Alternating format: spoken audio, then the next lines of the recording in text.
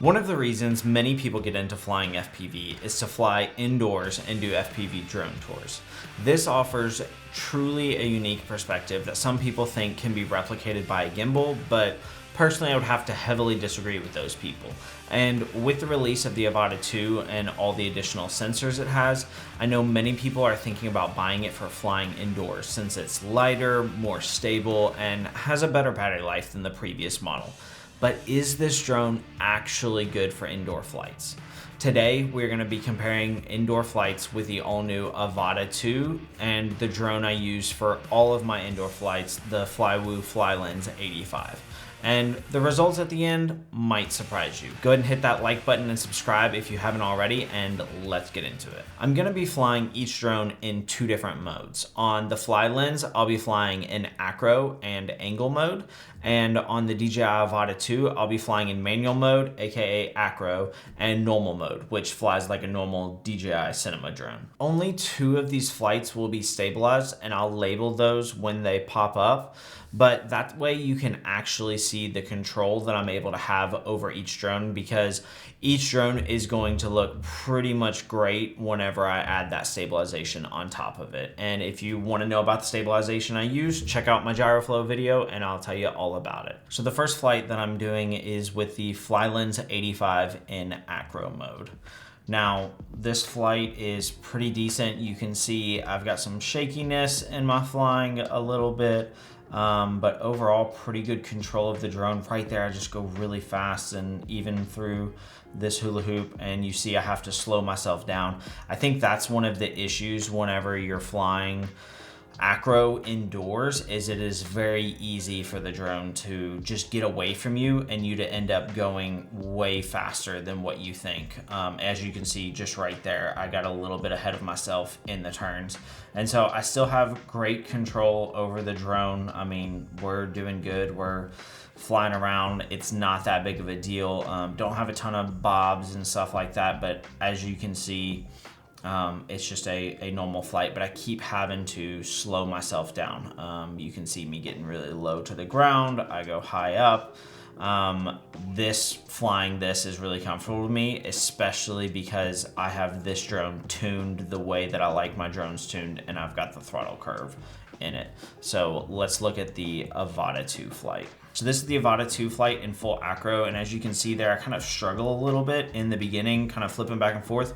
For whatever reason, whenever you fly the Avata and you take off, it wants to go backwards, which maybe there's a software update for that. I do have upgraded sticks on my Avata controller, so it's not the stock ones, and that gives me more control over the drone. You can see, just like the other FPV drone, I'm still having to back off of the throttle and slow myself down. I'm really shaky whenever I fly, so what you can't tell in this video is a lot of the air from the Avata pushes out more air. It actually creates turbulence for your drone, and that causes a lot of the shakiness, and that also causes you to have to counter steer and stuff like that. So I'm still able to control this drone inside, but it's not as well being controlled as the Flylens 85. I'm having to kind of like stop and reset myself several times, and I realize that this is a new drone and I haven't flown this as much as the other one. But as you can see just there, I almost get sucked into the wall. So there's a couple just little nuances with it being flying in manual, where the sensors are disengaged and the way that the drone performs, that is not necessarily my favorite for flying indoors. I'm sure with a ton of practice, I could eventually get to the point to where I would feel pretty comfortable flying this indoors, but as of right now, it's just not. In acro mode, it's not as comfortable as I would like it to. There is a mode on normal FPV drones called air mode, which helps stabilize the drone whenever it's free falling. But for whatever reason, whenever you fly inside, the drone tries to like self-correct itself, and it'll actually get sucked into the walls. So if your drone is getting sucked into the walls while you're flying inside, it's normally because this air mode is on. And DJI does not have a way to turn off that air mode on their drones. And so if you fly close to the wall, you will more than likely get sucked into the wall with a DJI drone in manual mode. Now, this doesn't happen in the normal mode, but in the manual mode, it absolutely will happen. You can see in that one spot, I almost got sucked into the wall because I was flying too close to it. Now let's go to the next clip of the Flylens 85 in angle mode. Now this is the mode that I fly in whenever I do indoor tours. I know a lot of people give me crap over, well, why don't you fly acro, be a better pilot, this, that, and the other. It doesn't matter about your pilot skill. This is what's most comfortable for me, and this is what gives me the best final product. So this is what I fly in. Let's take a look at this. With this, you can already see I have so much more control over the drone, and it's so much more smooth than what the manual mode, the acro mode on either of the two previous drones were. So on the Flylens, this versus acro, I've got much more control with this. On the DJI Avata 2, I have way more control in this mode than I do with any other mode. But as you can see, there's still a little bit of shakiness in the footage. The stabilization will get rid of that, but for the most part, the footage is nice and smooth. There's not a ton of wobbles up and down. That's because I can set a throttle curve, and it's really just a much more comfortable flight experience, and I'm a lot more confident in it. That could be because I've done this a ton, but I've also dialed in this drone to where it works perfectly for my needs. I mean, even that maneuver right there, I would not do with the Avata 2 in my basement as it stands. And you can see I still bob up and down whenever I'm flying this a little bit. It's not going to be perfect, but this does offer me a lot more control in this mode. Now let's go to the next one, which is going to be the DJI Avata 2 in the normal cinematic mode. So this drone is in this mode, it is just like flying a regular cinema drone. You can hover it, it'll go forward, it'll go back, and let's see what this one looks like. So as you can see, I hovered it. It's really great. I'm flying a little slow. You know, it's kind of weird switching your brain into flying like this versus flying normal FPV, because you do fly it a little bit different. But the footage is smooth. I'm not bobbing up and down whatsoever. I am going a little bit slower, and I will say the movements that I do are not as smooth and well put together. Like, as you can see, this turn is just so slow, and I kind of stutter a little bit at the beginning. And you can still see the wobbles in it. The stabilization will take that out. And the reason why I think that this isn't as flowy as the angle mode on my other drone is just for the simple fact that I have not had enough practice in this mode with the goggles on flying this particular drone. But I will say, if you're going to do home tours, I think this would be the mode that you would want to fly in if you're flying an Avata 2. And here in a second, I'm going to show you an actual home tour that I do with it. But overall, in normal mode with the goggles on, I really do like the flight experience of the Avata 2.